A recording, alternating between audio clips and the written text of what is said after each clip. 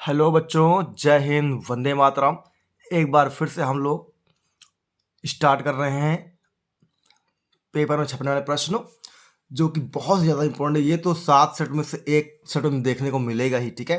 जैसे डीएनए की द्विकुंडली संरचना बनाइए, क्या होती है, या पूछेगा डीएनए की द्विकुंडली संरचना बताइए, या पूछेगा कि वाटसन और क्रिक डीएनए मॉडल क्या है, आप इसको समझाइए और चित्र के साथ दिखाइए। तो देखिए क्या होगा। जेम्स वाटसन, ठीक है, तथा फ्रांसिस क्रिक ने डीएनए की द्विकुंडली संरचना प्रस्तुत की, ठीक है, जिसमें न्यूक्लिक अम्ल होता है। अर्थात न्यूक्लिक अम्ल में 2 श्रृंखलाएं होती हैं बच्चों। कौन कौन सी?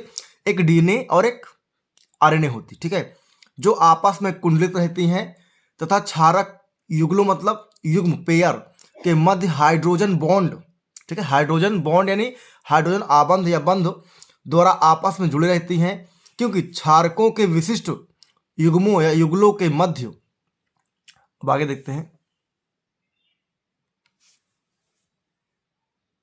युगलों के मध्य हाइड्रोजन आबंध बनाते हैं। जैसे एडेनिन और थायमिन के साथ हाइड्रोजन आबंध बनाता है, जबकि साइटोसिन और ग्वानिन के साथ हाइड्रोजन बंध बनता है, ठीक है। अब देखो, एडेनिन थायमिन बनाता है बॉन्ड, और साइटोसिन और ग्वानिन बॉन्ड बनाता है, ठीक है। और ये आपका है आपका डीएनए डबल हेलिक्स का चित्र देख लीजिए। ये पाँच से शुरू होता है ये, ठीक है, और जो रेड वाला है 3 शुरू होता है, ठीक है।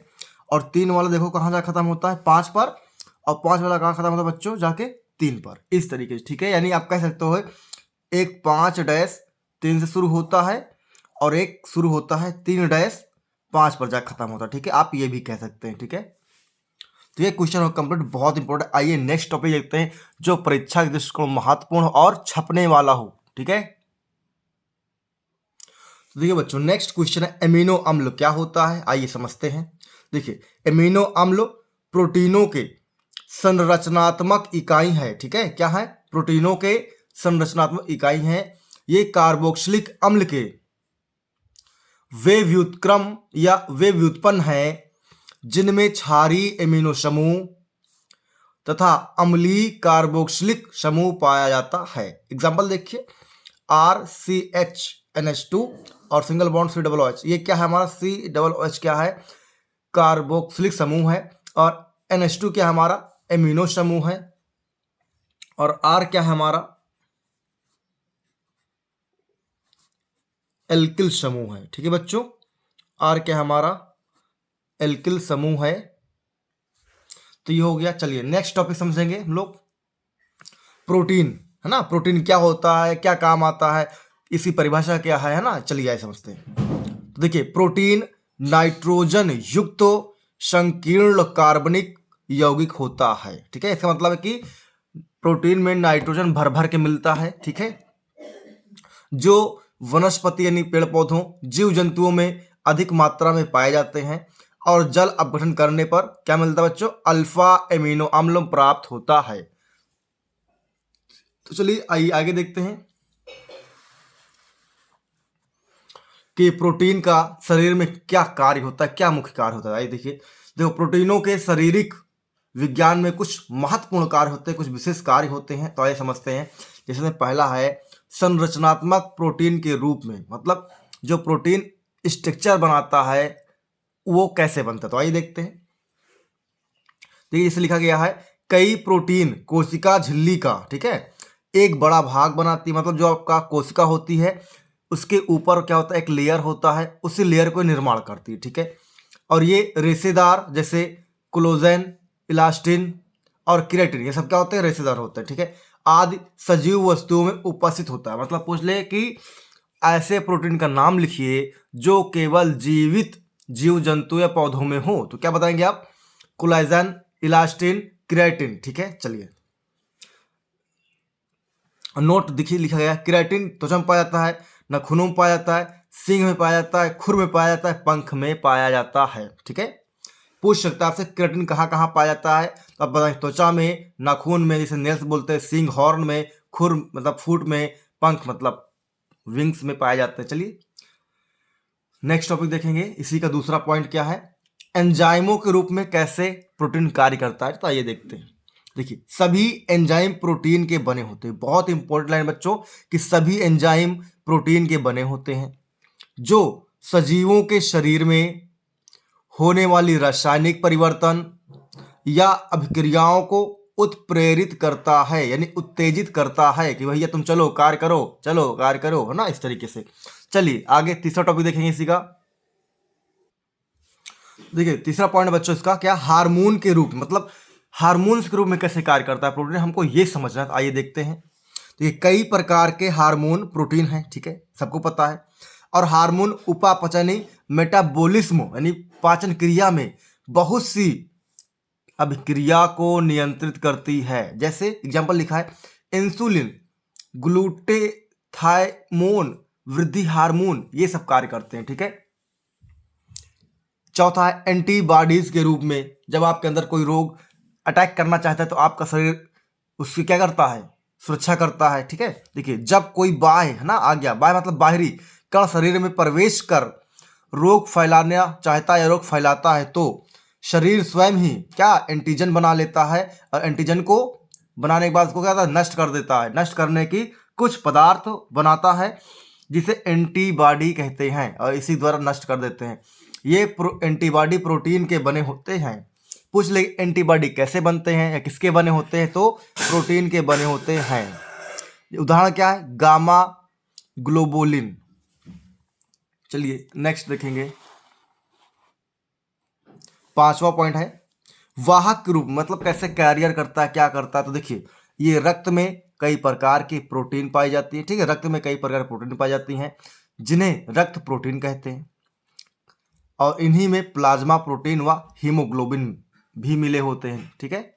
पूछ ले कि रक्त प्रोटीन कौन कौन से नाम बताइए, तो बता दीजिए। प्लाज्मा प्रोटीन है, हीमोग्लोबिन, ठीक है, ये दोनों रक्त में पाए जाते हैं और ये प्रोटीन का वाहक करते हैं, ठीक है। चलिए नेक्स्ट एग्जांपल देखें। रक्त में क्या क्या होता है, देखो, albumin, fibrinogen, gamma globulin, haemoglobin, ये सारे रक्त में पाए जाते हैं, ठीक है। चलिए नेक्स्ट अब टॉपिक आ गया कि प्रोटीन का वर्गीकरण करना। क्या करना है बच्चों, प्रोटीन का वर्गीकरण करना। तो आइए कर डालते हैं जल्दी जल्दी। तो देखिए, इसमें पहला हम लोग करेंगे रासायनिक संगठन के आधार पर करेंगे, ठीक है। तो इसमें क्या होता है, जब जल अपघटन द्वारा प्रोटीन को प्राप्त करते हैं तो कितने भाग में बनता है, 3 भागों में बांटा जाता है, 3 भागों में। जैसे पहला है साधारण प्रोटीन, फिर दूसरा है संयुक्त प्रोटीन, ठीक है। तो आइए पहला देखते हैं क्या होगा। ये प्रोटीन जल अपघटन पर केवल अल्फा एमिनो अम्ल देता है, जैसे एल्बुमिन, ग्लोबुलिन, ग्लूटोलिन आदि। तो संयुक्त वाला क्या होगा, मिला जुला होगा। ये प्रोटीन जल अपघटन पर एमिनो अम्लों के अतिरिक्त कार्बोहाइड्रेट, न्यूक्लिक अम्लों या फास्फोरिक अम्लों आदि में से कोई एक पदार्थ देता है, मतलब कई सारे दे सकता है, ये मिला हुआ है ना, इसलिए। तो देखिए एग्जाम्पल क्या है, न्यूक्लियोप्रोटीन, ग्लाइकोप्रोटीन, फास्फोप्रोटीन, क्रोमोप्रोटीन, लिपोप्रोटीन आदि, ऐसे बहुत सारे कोई भी दे सकता है, इसमें कोई संदेह की बात नहीं। चलिए अगला टॉपिक देखते हैं क्या है। तो देखिए बच्चों, तीसरा वाला हमारा क्या, व्युत्पन्न प्रोटीन, डेरिवेटेड प्रोटीन, ठीक है। ये क्या करता है, देखिए, तो ये करता है, ये जल प्रोटीन अपघटन साधारण और संयुक्त प्रोटीन का जल अपघटन किया जाता है, ठीक है। और भिन्न पदों में बने पदार्थ प्रोटीन कहलाते हैं। मतलब कि जब ये साधारण वाला और संयुक्त वाला जब आपस में क्रिया करवाया जाता है तो इससे जो बनता है अलग अलग पदों में, इसे ही क्या बोलते हैं, व्युत्पन्न प्रोटीन कहते हैं। जैसे इसका एग्जाम्पल क्या है बच्चों, और ऐसे प्रोटीन को व्युत्पन्न प्रोटीन कहते हैं ना। एग्जाम्पल है प्रोटियोस, पेप्टोन, पॉलीपेप्टाइड आदि, ठीक है। आपको अगर आप वीडियो देखे होंगे लगातार तो आपको पता होगा पॉलीपेप्टाइड मैंने बताया बहुत इंपॉर्टेंट है, ठीक है। 2023 में कम से कम 4 बार क्वेश्चन आया हुआ, ठीक है। तो चलिए नेक्स्ट टॉपिक देखते हैं हम लोग। प्रोटीन की संरचना क्या है ना। देखिए 3-4 प्रकार के होते हैं। पहला प्राथमिक संरचना, दूसरा द्वितीयक संरचना, तीसरा तृतीयक संरचना और चौथा है चतुर्थ संरचना। देखिए आइए प्रोटीन के बारे में पूरा हम लोग खत्म ही कर लेते हैं। चलिए, तो इसमें से सबसे ज़्यादा क्या इंपॉर्टेंट है बच्चों, द्वितीयक, उसके बाद फिर तृतीयक। यही पेपर में आता है तो हम लोग वही पढ़ेंगे जो आता है, ठीक है। तो चलिए द्वितीयक संरचना के बारे में समझेंगे।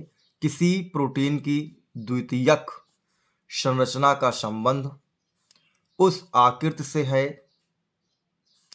जिसमें पॉलीपेप्टाइड श्रृंखला विद्यमान होती है। ठीक है, इसमें संरचना दो प्रकार की होती है। पहला है अल्फा हेलिक्स, दूसरा है बीटा प्लीटेड शीट संरचना। ठीक है, देखिए यहाँ से जो होगा हमारा अल्फा वाला होगा और यहाँ वाला बीटा से लिखा ही हुआ। ठीक है, तो देखिए नई लाइन से समझेंगे।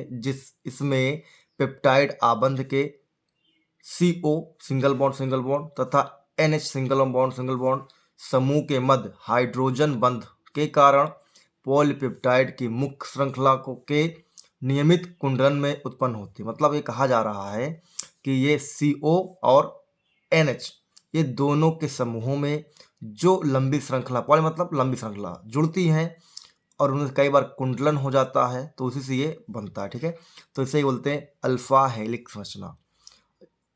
ये कहाँ पाई जाती है?